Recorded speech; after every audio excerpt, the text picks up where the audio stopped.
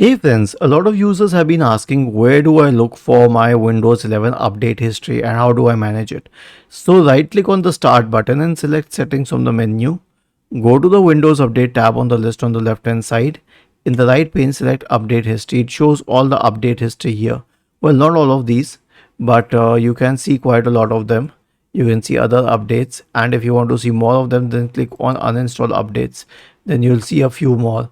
Now the earlier versions of Windows would display a lot more because they allowed you to uninstall those updates as well, but here's the thing, now you can only uninstall the last few, maybe the last four, so we don't get much of the history details, and I think that is sufficient because what would you do by knowing more than that?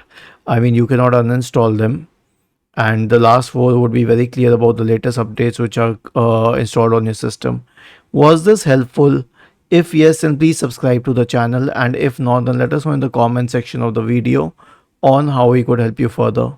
Thank you for watching this video and have a nice day.